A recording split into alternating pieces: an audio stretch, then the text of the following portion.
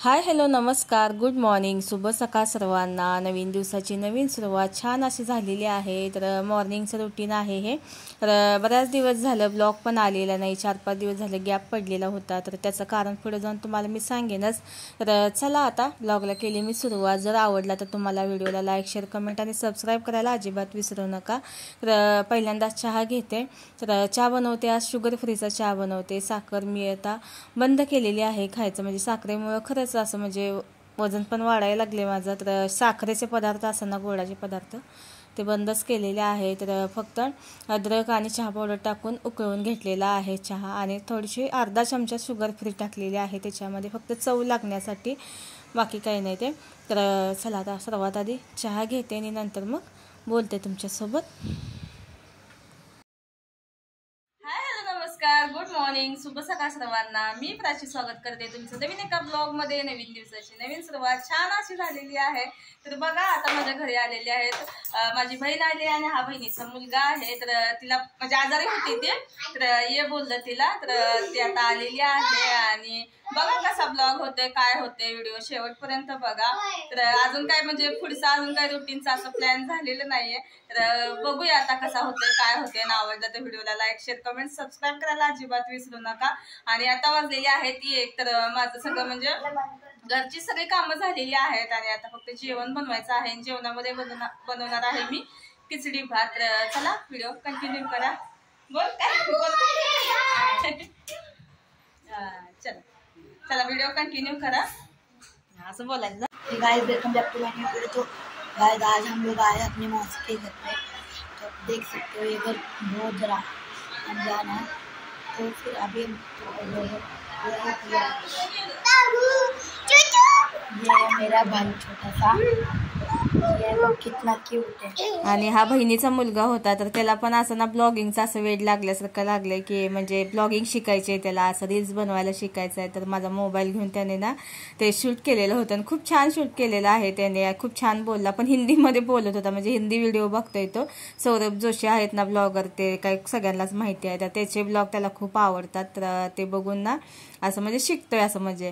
तर खूप छान बनवते तो पण ब्लॉग। तर एक क्लिप टाकली त्याची पण, त्याला पण बरे वाटेल म्हणून, कारण का हे पण बघतात ब्लॉग।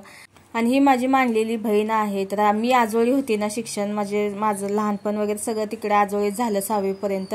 तर आमची ताई आहे की नाही, तर तिची ही खास मैत्रीण, तर हिला पण मी लहानपणापासून बहीणच मानते। आणि आमच्या ताई तर आहेच बहीण, तुम्हाला माहितीच आहे। माझी ताई आहे ते मावशीची मुलगी आहे, मावस बहीण, आणि ही माझी मानलेली बहीण आहे। तर दोघींना पण मी लहानपणापासून असं म्हणजे सख्या बहिणीसारखंच मानतो।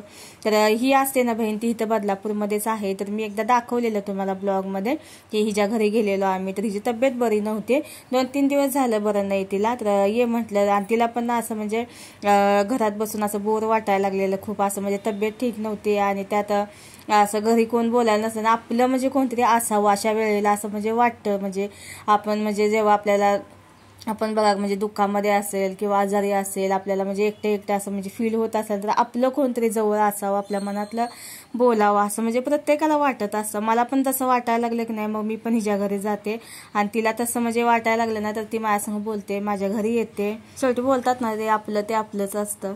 तर चला जेवण वगैरे करून घेतो। आणि प्रियाशने बघा काल ॲपल आणलेले, त्याच्यामध्ये हे होतं, तर ते आता घालून बसलाय। नंतर कधी येणार? नंतर आता पुढच्या महिन्यात ये। ठीक आहे, दिवाळीला या, दिवाळीला। हा चालेल, चलो बाय बाय गाईज। चला मी आता यांना सोडून येते।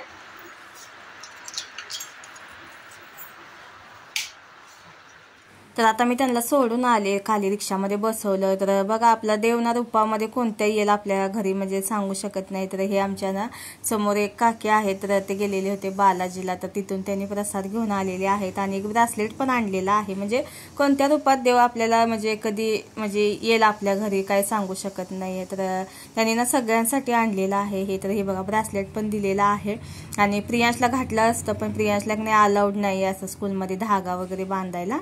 तर आता जेवण वगैरे करून घेतलं आणि मेथीची भाजी बघितला का तुम्ही, 50 रुपयाची भाजी, कोण बोलणार पण नाही, एकच घास झाला नुसता. आणि मी करड्याची भाजी पण मग बनवून घेतली. दोन्ही भाज्या म्हणजे पालेभाज्या बनवलेल्या आहेत. आणि मला एक तांदळाची मी भाकरी बनवलेली आहे. भाकरी खूप आज खाऊ वाटत होती म्हणून. आणि प्रियांच्या पप्पासाठी चपाती बनवलेली आहे. आणि हा ब्लॉग पण खूप जुना आहे, म्हणजे खूप म्हणायला गेलं तर 1 आठवड्याच्या पाठीमागचा आहे, जेव्हा मी तुम्हाला भाजीचं म्हणजे जे नियोजन होतं ना ते दाखवलेलं होतं की नाही. तर त्याच्या दुसऱ्या दिवशीचा हा ब्लॉग आहे. नंतर मग असा म्हणजे प्रॉब्लेम झालेला होता की नाही, मला म्हणजे ब्लॉगचं एडिटिंगच करायला असं म्हणजे वेळच नव्हता तेवढा भेटत आहे, कारण का सारखं म्हणजे असं काही ना काही चालूच होतं. आणि काही गोष्टी अशा असतात की तुम्हाला सांगता पण येत नाही, सांगाव्या वाटतात पण ते सांगू पण शकत नाही. आणि आज काही एवढं जास्त काही ब्लॉग बनवलेला नव्हता, त्याच्यामुळे ना आज ब्लॉगला मी इथंच म्हणजे बंद केलेला होता.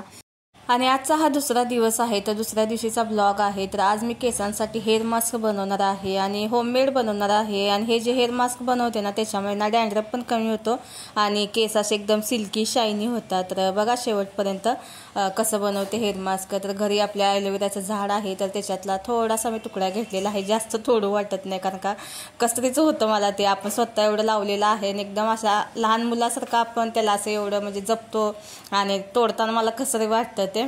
तर बघा ॲलोवेरातलं मी सगळं जेल काढून घेतले, कांदा घेतलेला आहे आणि कढीपत्ता घेतलेला आहे. तर कांदा आणि कढीपत्त्यामुळे की नाही केस म्हणजे गळती असते ना केसांची ती कमी होते आणि ॲलोवेराच्या जेलमुळे एकदम असे शायनी होतात केस. तर हे सगळं मी घेतलेलं आहे. तर त्याच्यामध्ये ना थोडंसं पाणी टाकून मिक्सरमध्ये बारीक करून घेतलं आणि ह्याचा फक्त आपल्याला रस हवा आहे, रस काढून घ्यायचा आहे फक्त. आणि जो चोत्या निघतो ना तो टाकून द्यायचा आहे. तर बघू शकताय सगळं कढीपत्ता आणि कांद्याचा रस काढून घेतला मी आणि त्याच्यामध्ये 1 लिंबाचा रस टाकलेला आहे. तर लिंबाचा रस आणि जे आपण ॲलोवेराचं जेल काढलेलं होतं ना तर ते टाकलेलं आहे ह्याच्यामध्ये आणि दही टाकायचं आहे. तर लिंबू आणि दह्यामुळे की नाही डॅन्ड्रफचा प्रॉब्लेम असेल ना तर तो कमी होतो. आणि थंडीच्या दिवसामध्ये तर हे हेअर मास्क म्हणजे लावलं तर खूप छान असं म्हणजे फायदेशीर ठरेल ते, कारण का लिंबामुळे दह्यामुळे की नाही डॅन्ड्रफचा प्रॉब्लेम खरंच खूप कमी होत होतो. आणि थंडीच्या दिवसामध्ये मी शक्यतो हेअर मास्क म्हणजे लावत असते, असं म्हणजे एवढं काय मला वाटत नाही पावसाळा असला किंवा उन्हाळा असल्यामध्ये. पण थंडीच्या दिवसामध्ये माझ्या डोक्यामध्ये खरंच डॅन्ड्रफ होतो आणि होतो म्हणजे बऱ्याच जणांना तो प्रॉब्लेम आहेच.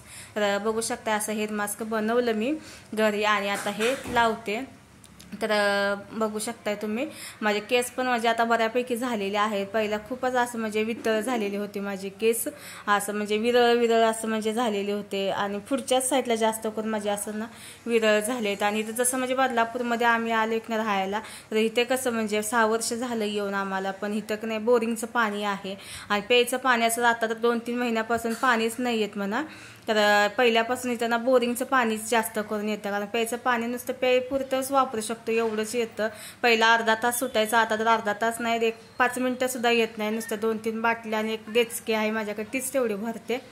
तर त्याच्यामुळे पण म्हणजे हा प्रॉब्लेम होऊ शकतो. आणि डिलिव्हरी नंतर वगैरे केस कमी होतातच आणि त्यात मी बोरिंगचं पाणी यूज करायला लागले इथं जसे आले तसे, त्याच्यामुळे जास्तच हा प्रॉब्लेम झाला आहे.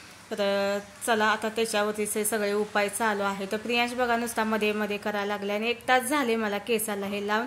आणि हे हिमालयाचं मी अँटी हेअरफॉलचा शॅम्पू घेतलेला आहे.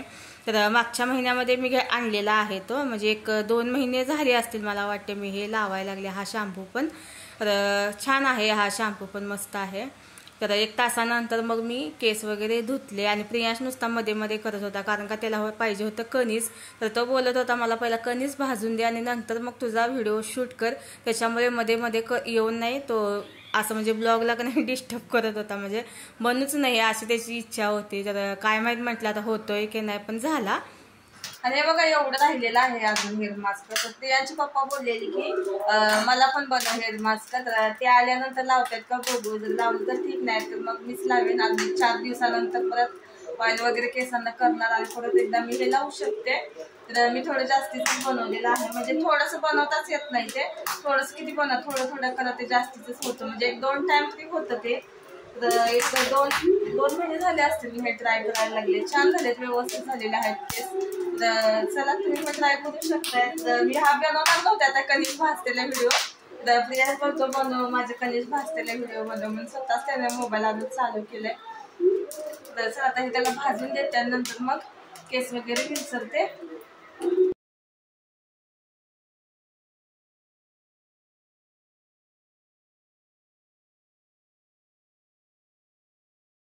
आणि आता प्रियांशला कणीस भाजून दिलं तेव्हा तो आता शांत बसलाय. तर चला आता केस वगैरे पुसून घेते आणि टॉवेल लावूनच ठेवते, एक 15-20 मिनिटं ठेवते, म्हणजे बऱ्यापैकी केस सुकतात. आणि पहिला कशी झाडायची सवय होती मला, झाडल्यामुळे पण केसक नाही अशी म्हणजे मुळे असतात ना त्याच्या ढिल्या अशा वगैरे होतात. म्हणजे केसांची जेवढी काळजी कराल ना तेवढेच म्हणजे व्यवस्थित राहतात असं मला तर म्हणजे अनुभवले मी. हे जेवढी म्हणजे केसांची काळजी घेईल ना तेवढेच छान असे आपले केस राहणार आहेत.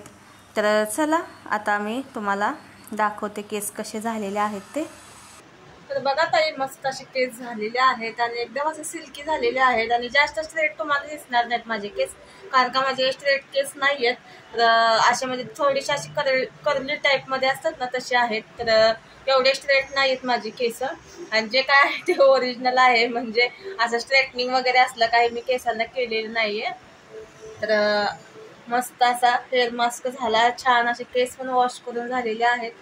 आणि इथं जास्त करून माझं का नाही असं म्हणजे पुढच्या साईडला इथे की नाही असं म्हणजे विरळ झालेले आहेत केस. तर ते आता बऱ्यापैकी आलेले आहेत, रिकवर व्हायला लागले व्यवस्थित आता.